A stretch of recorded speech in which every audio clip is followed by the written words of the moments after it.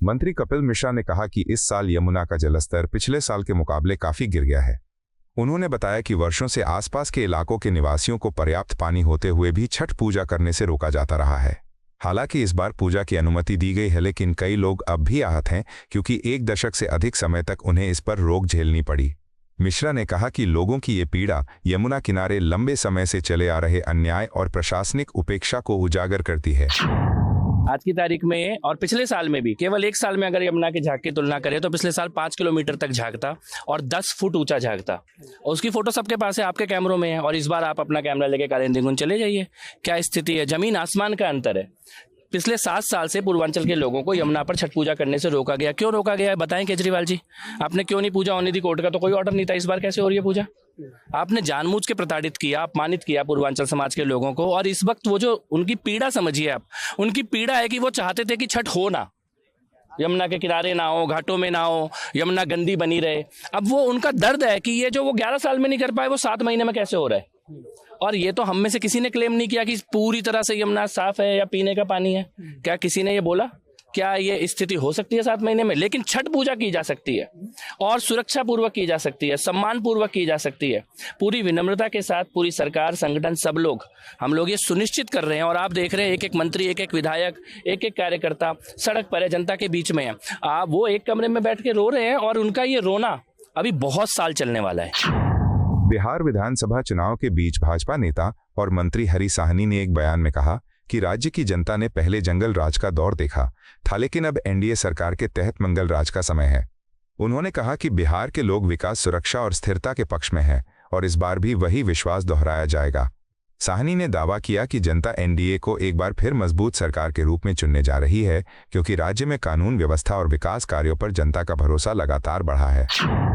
इतना हमें पता है कि हम आश्वासन पर वोट मांगने नहीं जा रहे हैं, हम काम करके दिए हैं। उस आधार पर हम गांव का पूत है। गांव में 12 बोझा गेहूं और धान का बोझा जब मजदूर काट लेता है तो उसमें 1 बोझा मजदूर को मिल जाता है। हम तो 24 बोझा काटे हैं, तो भैया हमको 1 बोझा बोइन काहे नहीं मिलेगा, मजदूरी काहे नहीं मिलेगा। इसलिए पूरा अटूट विश्वास है कि बिहार की जनता बिहार के जंगल राज को देख चुकी है। और अभी मंगल राज जैसे सड़क महानगर में वो पहले देखते थे, वो अब बिहार की राजधानी पटना नहीं, बिहार के तमाम जिले में देख रहे हैं। जैसी बिजली वो महानगर में देखा करते थे, अब अपने वो गांव में, घर में देख रहे हैं। तो इसलिए भरोसा है कि लोग जातवाद नहीं, विकासवाद और राष्ट्रवाद के नाम पर वोट करेंगे। इसीलिए हम लोग को अटूट विश्वास है कि हम लोग मजबूत सरकार बनाएंगे। बिहार चुनाव 2025 के बीच भाजपा सांसद दिनेश शर्मा ने विपक्ष पर तीखा हमला बोला। उन्होंने कहा कि तेजस्वी यादव सिर्फ घोटालों में माहिर हैं और जाति सांप्रदायिक राजनीति के जरिए चुनाव लड़ रहे हैं। शर्मा ने कहा कि कांग्रेस और उसके सहयोगियों की साजिशों का बिहार की जनता पर कोई असर नहीं होगा। उन्होंने दावा किया कि एनडीए सरकार ने राज्य में रिकॉर्ड विकास कार्य किए हैं। हाईवे, एक्सप्रेसवे, नई मेट्रो परियोजनाएं और आधुनिक हवाई अड्डे इसका प्रमाण हैं। शर्मा ने कहा कि विपक्ष को बिहार की प्रगति दिखाई नहीं देती क्योंकि उनकी राजनीति सिर्फ विरोध पर टिकी है। लाख करोड़ रुपए से बिहार का परिवर्तन हुआ है, ये बिहार की जनता जानती है। तेजस्वी जी तो केवल चारा घोटाले से लेकर और दूसरे घोटाला जानते हैं। वो जात के आधार पर, संप्रदाय के आधार पर और कांग्रेस की साजिशों के आधार पर वो चुनाव लड़ रहे हैं। उनको क्या पता, वो जाकर देखो कि कितने हाईवे बने हैं, कितने एक्सप्रेसवे बने हैं, कितने जगह पे मेट्रो की शुरुआत हो रही है, हवाई अड्डों की कायाकल्प हो गई है। तो रेलवे स्टेशन एक दुर्घटनाओं का अड्डा बन चुके थे, आज क्या हालत है। 6 बजे के बाद, 5 बजे के बाद तो बिहार में निकल नहीं सकते थे। आज वो बिहार में रात को 10 बजे भी चैन से निकलने की इच्छा शक्ति उनमें जागृत हो चुकी है। ये बढ़ता हुआ, ये उभरता हुआ, ये विकसित बिहार को नहीं देखना चाहते। बिहार चुनाव अभियान के बीच भाजपा के प्रदेश अध्यक्ष दिलीप जायसवाल ने दावा किया कि राज्य की जनता एक बार फिर एनडीए सरकार पर भरोसा करने जा रही है। उन्होंने कहा कि मुख्यमंत्री नीतीश कुमार के नेतृत्व और प्रधानमंत्री नरेंद्र मोदी के समर्थन से बिहार ने विकास की नई ऊंचाइयां छुई हैं। जायसवाल ने जोर देकर कहा कि इस बार एनडीए को 2/3 बहुमत मिलेगा क्योंकि जनता समग्र विकास, सुशासन और स्थिरता के पक्ष में है। उन्होंने कहा कि बिहार का जनमत ये स्पष्ट संदेश दे रहा है कि राज्य में विकास ही सर्वोच्च प्राथमिकता है। पूरे बिहार की मतदाता और यहाँ की जनता मन बना चुकी है कि फिर से नीतीश कुमार जी और नरेंद्र मोदी जी के डबल इंजन के सरकार को 2/3 बहुमत से एनडीए की सरकार बने। और जिस तरह का माहौल पूरे बिहार का है, बिहार की जनता विकास को पसंद करती है और विकास हमारा जो है सबसे बड़ा और एनडीए का मुद्दा रहा है। और हमने विकसित बिहार के सपना को पूरा करने के लिए और विकास रफ्तार पकड़ चुका है और जनता इस बात को समझ गया है कि फिर से जंगल राज नहीं बिहार में आए, फिर से जो है ये लोग नहीं आ जाएं जो लोग कि बिहार को बदहाल करने का काम किए थे। और यही कारण है कि जनता एनडीए की सरकार बनाना चाहती है। बिहार विधानसभा चुनाव के बीच पटना में राजद नेता तेजस्वी यादव ने प्रेस कॉन्फ्रेंस कर सरकार पर सीधा हमला बोला। उन्होंने कहा कि चुनाव प्रचार अब पूरी रफ्तार में है और बिहार की जनता बदलाव का बेसब्री से इंतजार कर रही है। तेजस्वी ने आरोप लगाया कि मौजूदा सरकार दूरदर्शी नहीं बल्कि भ्रष्ट है और जनता अब उससे पूरी तरह ऊब चुकी है। उन्होंने ये भी कहा कि बिहार के बजट का पैसा राज्य के विकास में लगने की बजाय गुजरात जैसी अन्य जगहों पर खर्च किया जा रहा है, जो जनता के साथ अन्याय है। सब लोगों को पता है कि कैंपेनिंग जो है वो उसकी शुरुआत हो चुकी है और बिहार जो है बेसब्र है बदलाव के लिए। कहीं भी हम लोग जा रहे हैं, भारी तादाद में हर जात, हर वर्ग, हर धर्म के लोग साथ देने के लिए भारी संख्या में सभाओं में आ रहे हैं और लोग जो है मौजूदा सरकार से परेशान है और बिहार सरकार को बदलना चाहते हैं। 20 साल पुरानी विजनलेस खटारा जो सरकार है, भ्रष्टाचार, अपराध चरम पर हो गया है इनके रहते हुए। कहीं सुनवाई कार्रवाई नहीं हो रही है और अमित शाह जी ने तो मना ही कर दिया कि भाई अब कारखाना नहीं लग सकता क्योंकि भूमि की कमी है, इंडस्ट्री नहीं लग सकता, उद्योग नहीं लग सकता क्योंकि भूमि की कमी है।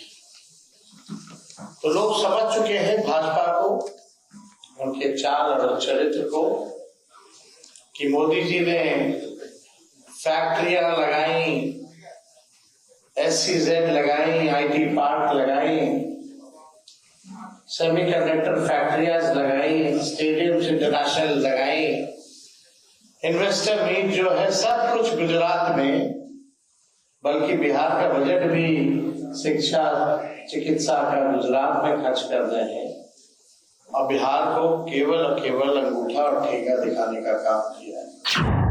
बिहार विधानसभा चुनाव 2025 के बीच राजनीतिक बयानबाजी तेज हो गई है। भाजपा प्रवक्ता SS सिंह ने राजद नेता तेजस्वी यादव और उनके परिवार पर गंभीर आरोप लगाए। उन्होंने कहा कि तेजस्वी उसी परिवार से आते हैं जिसने सत्ता में रहते हुए अपहरण उद्योग चलाया था। सिंह ने कहा कि मुख्यमंत्री नीतीश कुमार ने बिहार में विकास की नई मिसालें कायम की हैं, जबकि लालू परिवार ने केवल अपने हितों के लिए काम किया। उन्होंने दावा किया कि बिहार की जनता नीतीश कुमार को आशीर्वाद दे रही है क्योंकि उन्होंने राज्य की दिशा और दशा बदल दी है। रहते हुए अपहरण उद्योग चलाए, कहीं और से तो तेजस्वी जी आए नहीं है। और मैं तो कहूंगा जिस तरह से अंधकार का उजाले से तुलना नहीं हो सकता है, जिस तरह से बुराई का अच्छाई से तुलना नहीं हो सकता है, उसी तरह तेजस्वी की तुलना नीतीश जी से कैसे हो सकता है। नीतीश जी विकास के लिए कार्य किए और संपूर्ण लालू परिवार सिर्फ अपने लिए कार्य किया। आज बिहार की जनता का आशीर्वाद नीतीश जी पर इसीलिए है कि नीतीश जी ने दिशा बदल दी, नीतीश जी ने दशा बदल दी बिहार की। रात तो छोड़ दीजिए, दिन में भी बिहार में जाने में डर लगता था। आज लाखों करोड़ों लोग अपने डीपी में बिहार फर्स्ट, बिहारी फर्स्ट लगाते हैं। आज जिस तरह से शांति और सुरक्षा बिहार में कायम है, जिस तरह से मोदी जी के नेतृत्व में योजनाएं चलाई गई कई लाख करोड़ की, उजाला योजना, उज्ज्वला योजना, किसान सम्मान निधि योजना, हर घर जल नल योजना, और मैं कह रहा हूँ आज तो मेट्रो मखाना और लखपति दीदी वाला बिहार है। आज अपराध वाला बिहार नहीं है, आज विकास वाला बिहार है। राजद नेता तेजस्वी यादव के बयान पर जवाब देते हुए भाजपा प्रवक्ता प्रतुल शाहदेव ने कहा कि मुख्यमंत्री नीतीश कुमार बिहार के विकास के प्रतीक बन चुके हैं। उन्होंने कहा कि अतीत में बिहार अपराधियों के वर्चस्व और अराजकता के दौर से गुजरा था, जब पिछली सरकारों के कार्यकाल में शासन केवल बल और भय के आधार पर चलता था। प्रतुल शाहदेव ने कहा कि नीतीश कुमार के नेतृत्व में राज्य ने कानून व्यवस्था, शिक्षा और रोजगार के क्षेत्र में स्थिरता हासिल की है। उन्होंने आरोप लगाया कि 25 साल बाद भी विपक्ष कोई ठोस विकल्प नहीं दे पाया है। देखिए, नीतीश कुमार जी को विकास पुरुष के रूप में जाना जाता है बिहार का, और सच में बिहार को जो वो काला अंधेरा फेज था, जो अपराधी का जिसमें तांडव चलता था और जिसमें गठबंधन की सरकार थी और पूरा लाठी का जोड़ पे बिहार को राजद रूल करता था, उसे नीतीश कुमार जी ने निकालकर प्रगति की मार्ग की ओर अग्रसर किया है। और नीतीश कुमार जी बिल्कुल स्वस्थ हैं और वो अच्छे से राजकाज चला रहे हैं। दरअसल तेजस्वी यादव को डर समा रहा है कि 20 वर्ष तक वो सत्ता से बाहर रहे थे, अपने बलबूते पे नहीं आ पाए, और 25वें वर्ष तक भी कोई वैकेंसी नहीं दिख रही। राजस्थान के केंद्रीय मंत्री गजेंद्र सिंह शेखावत ने कहा, बिहार चुनाव के नतीजे पहले से ही तय हो चुके हैं। उन्होंने दावा किया कि प्रधानमंत्री नरेंद्र मोदी के नेतृत्व में एनडीए गठबंधन बिहार में प्रचंड जीत दर्ज करने जा रहा है। शेखावत ने कहा कि चुनाव घोषित होने से पहले ही जनता का रुझान साफ दिखाई दे रहा था। उन्होंने कहा कि बिहार की जनता अब माफिया गुंडों और अराजकता के दौर को दोबारा नहीं देखना चाहती, क्योंकि उस दर्द की यादें आज भी लोगों के दिलों में ताज़ा हैं। देखिए, बिहार में परिणाम सुनिश्चित, चुनाव घोषित हुआ था उससे पहले भी परिणाम सुनिश्चित था। भारतीय जनता पार्टी के नेतृत्व में, माननीय मोदी जी के नेतृत्व में एनडीए गठबंधन प्रचंड बहुमत के साथ में बिहार में चुनाव में विजय प्राप्त करने वाला है। मुझे लगता है देश की राजनीति की समीक्षा करने वाले सब लोग इस बात को कह चुके हैं, स्वीकार कर चुके हैं। बिहार की जनता अभी भी उस माफिया राज को, उस गुंडा राज को, उस जंगल राज को भूले नहीं है। अभी भी उनके दिल में, दिमाग में वो दर्द और दंश अभी तक छाया हुआ है। और बिहार की जनता ने पिछले सालों में सुशासन को और विकास को अपने जीवन में परिवर्तन लाते हुए बिहार में को परिवर्तित होते हुए देखा है। इसलिए बिहार की जनता पूरी तरह से सुशासन और विकास के साथ है, एनडीए के साथ है, मोदी जी के साथ है, नीतीश कुमार जी के साथ है, उपेंद्र कुशवाहा के साथ है, जीतन राम मांझी के साथ है। एक ऐसी पार्टी जिसको उसके घटक दल भी, उसके साथी दल भी, अलायंस के दूसरे दल भी सीरियसली नहीं ले रहे, जहां टिकटों की जो है विभाजन, सीटों के विभाजन से लेकर के टिकटों के वितरण को लेकर के सिर्फ टव्वल मची हुई है। गठबंधन के दलों के प्रत्याशी एक दूसरे के सामने घोषित रूप से उम्मीदवार के रूप में खड़े हैं।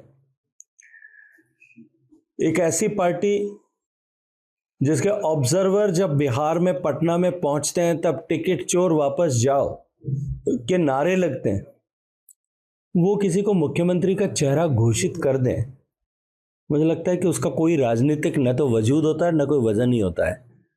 अब बिना वजूद से किसी को घोषित किए जाने का क्या लाभ होगा और क्या उससे प्रभाव होगा, ये आपके दर्शकों के विवेक पर इसकी समीक्षा के लिए छोड़ देना चाहिए। बिहार की सियासत में गर्माहट बढ़ते हुए भाजपा सांसद मनोज तिवारी ने राजद पर तीखा प्रहार किया। उन्होंने कहा कि राजद जनता को गुमराह करने की कोशिश कर रही है। तिवारी ने कहा कि विश्व बोर्ड विधेयक बिहार विधानसभा में नहीं बल्कि संसद में पारित हुआ है और उसे भारी बहुमत से मंजूरी मिली है। उन्होंने आरोप लगाया कि इस मुद्दे पर झूठ फैलाना राजद की पुरानी राजनीति का हिस्सा है। तिवारी ने यह भी कहा कि जब राजद की सरकार थी तब बिहार पर अपराधियों का राज था, जिसे जनता दोबारा नहीं देखना चाहती। अब देखिए, ये अभी से लोगों को भ्रमित कर रहे हैं। वक्फ बोर्ड का बिल विधानसभा में पास होता है क्या? वक्फ बोर्ड का बिल संसद में पास होता है और संसद में एक भारी बहुमत से पास हुआ है। अगर इसके ऊपर वो झूठ बोल रहे हैं तो इसका मतलब समझिए ये कितना झूठ बोलेंगे। अपनी जो भी क्षमता है, जो बिहार विधानसभा के द्वारा जो होता है उसकी बात करिए। आप पीछे जब सरकार में थे तो अपराधियों का राज था, आज भी आप कहते हैं शहाबुद्दीन की जय। अब शहाबुद्दीन की जय बोलने वाला बिहार का कितना बड़ा दुश्मन है, ये बिहार का बच्चा जानता है। ऑस्ट्रेलियाई महिला क्रिकेटरों के साथ कथित उत्पीड़न के मामले पर राजनीति तेज हो गई है। कांग्रेस प्रवक्ता सुरेंद्र राजपूत ने भाजपा सरकारों पर निशाना साधते हुए कहा कि जहां भी भाजपा की सरकार है वहां महिलाओं के साथ ऐसी शर्मनाक घटनाएं हो रही हैं। उन्होंने उदाहरण देते हुए कहा कि मंदसौर में एबीवीपी कार्यकर्ताओं ने महिला खिलाड़ियों के कपड़े बदलते समय वीडियो बनाया, जबकि दिल्ली में डूसू एबीवीपी के पदाधिकारी ने एक शिक्षक को थप्पड़ मारा। राजपूत ने मांग की कि ऐसे मामलों में दोषियों पर सख्त कार्रवाई की जाए। भारतीय जनता पार्टी की सरकार है, जहां जहां भारतीय जनता पार्टी की सरकार होती है वहां वहां इस तरीके की घटना। अभी मंदसौर में एबीवीपी के कार्यकर्ताओं ने कपड़े बदलती हुई महिला खिलाड़ियों के वीडियो बनाए थे। दिल्ली में डूसू की एक एबीवीपी की पदाधिकारी ने टीचर को थप्पड़ मारा था। धाकड़ पकड़े जाते हैं वहां पर सड़क पर इस तरीके की हरकतें करते हुए। राघव राम पकड़े जाते हैं बच्चे के साथ। संघ का एक कार्यकर्ता आत्महत्या कर लेता है, वो कहता है कि हमारा बचपन से शोषण हो रहा था। तो भारतीय जनता पार्टी की राज में भारतीय जनता पार्टी के संस्कार हैं। भारतीय जनता पार्टी के जब लोग ही इस तरीके के दुराचार के आरोपों में लिप्त रहते हैं तो आम जनता का क्या कहिए। पूरे मध्य प्रदेश में जंगल राज की पराकाष्ठा है और अब तो ये जंगल राज विदेशों में भी हिंदुस्तान को शर्मसार कर रहा है। भारतीय जनता पार्टी की सरकार विदेश में भी, ऑस्ट्रेलिया में भी हिंदुस्तान को शर्मसार कर रही है। आपको यह वीडियो पसंद आया हो तो इसे लाइक करें, हमारे चैनल को सब्सक्राइब करें।